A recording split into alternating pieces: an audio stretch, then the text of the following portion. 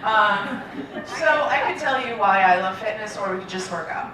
Do we want to just work out, or do you want me to tell you about me? Honestly. Do you know? Do you? All right. I'll tell you what. We don't work out, right? Let's just drink. Come on. Is there any alcohol here? Is there? That's something with a bag. Okay. So I met with Patricia, and Patricia was the first fitness class I ever went into in my life. So, so that's kind of weird and amazing, right? That we're here together, and she picked me to do this, right? Thank you. And Natalia was actually in the first class that I ever taught. And Patricia didn't show up for some reason the first time ever. And that was the first class I taught, was for her. So it's very interesting. Anyway, so the point is I talked to them yesterday, like, tell them why you love fitness. Like, tell them why you love team.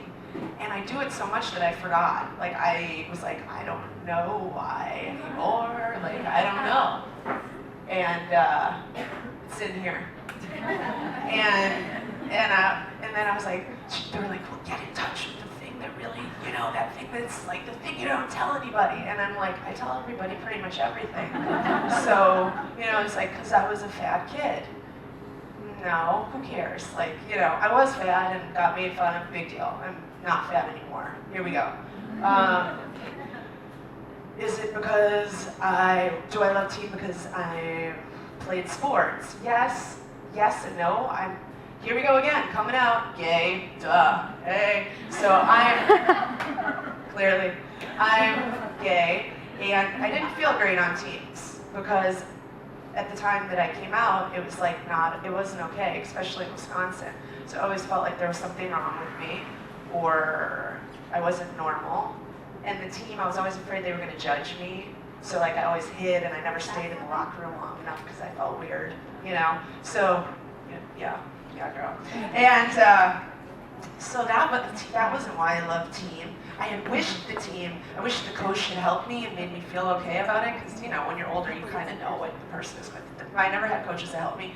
Hi, little girls. And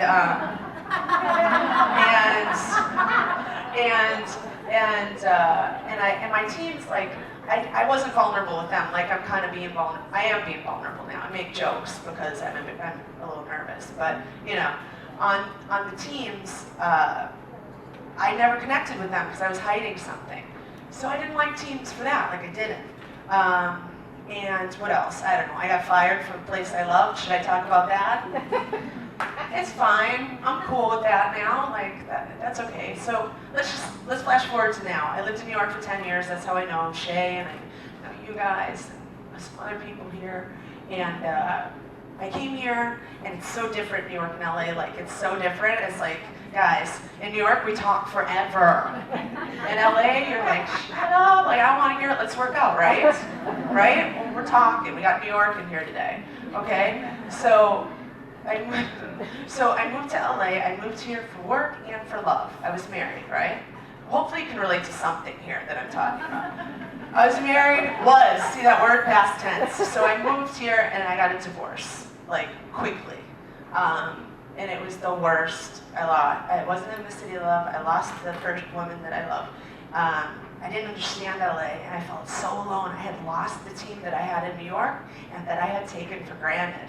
I had taken them for granted a little bit. It was so easy in New York. I came to LA, it's hard here to be popular, because it's just hard, and I was focused on that a little bit.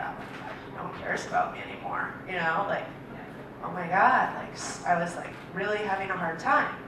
And that's where the team thing came back in, when we talked about, like, okay, all right, I gotta figure this out. I don't know what I want to do. Do I want to do this anymore? It's the only thing I know how to do, right? It's the only thing you know how to do is fitness. It's all I know how to do. It's all I've ever done. And then one of my best friends died. She died! And it's like, she was a stylist, and she had a similar career. There's no, like, you don't know where you're gonna go. You want to do well, but what does that even mean? Like, be famous? Who cares? Like, be rich? That doesn't help. Have a pretty wife? That didn't work out for me, So she died. And I was like, I'm gonna keep doing this. I'm gonna keep doing this. She told me, she's like, you keep doing this, Lacey. This is what you love. This is what you love. I was like, okay, what do I know? What do I know? What do I know? I know team. And I know that I want to be the coach that I never had. So I want to listen. I want to tell you that it's going to be okay. I want to tell you that if you're different, own it. It's okay if you're different and you don't feel normal, because that's what makes you special. And that's what I wanted to be as a coach for people, because I had lost that and I never had it on a team. And then for team, I wanted them to all feel welcome, and I wanted them to feel supported. And if something terrible happened to them in their life, that it was going to be okay, because I was going to make myself okay so they could be okay. Because I wasn't going to let all that shit that happened to me ruin the thing that I loved the most in the world, which is fitness. Like, it's fit, you know? And you can't go in front of people and be happy when you want to die, you know? And that's how I felt. And I was like, I don't know anything else, and I want to stick with fitness. So what did I do? I decided I'm going to create a team. I created this program called 8 Weeks to Change, and 16 angels came into my life. Just these people that, I don't know where the hell they came from, but they came. And I did this program, and I listened to them. And listen to this. One of them, their mom died. One of them was questioning her sexuality. One of them got fired. One of them, I could relate to everything. I could relate to everything that they were going through. And I thought, this is why that happened to me. Because I can help these people. And we can, I don't want to judge them. I don't want to judge them. I want them to feel like it's going to be okay, because I need it to be okay. And also, I want them to feel like stars. I want them to feel like, I wanted my coach to be like, you're good, Lacey, you're a good player.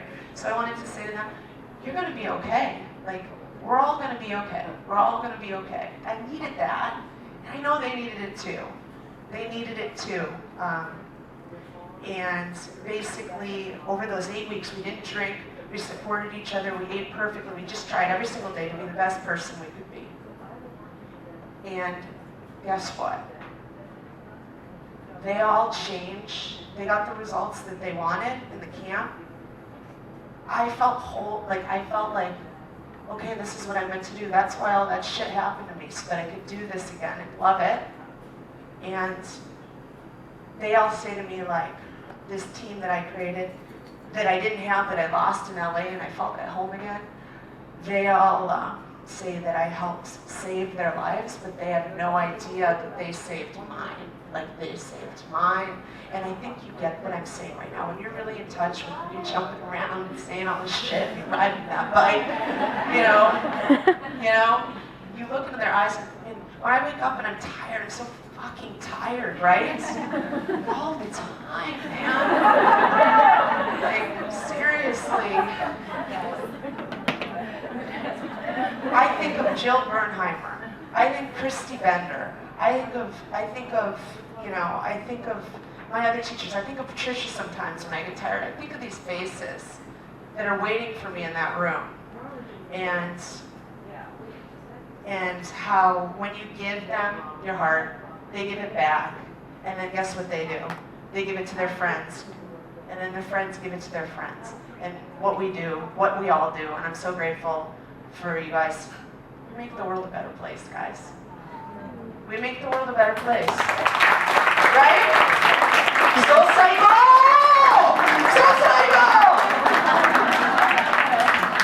All right. I'm done with this shit. Let's work out.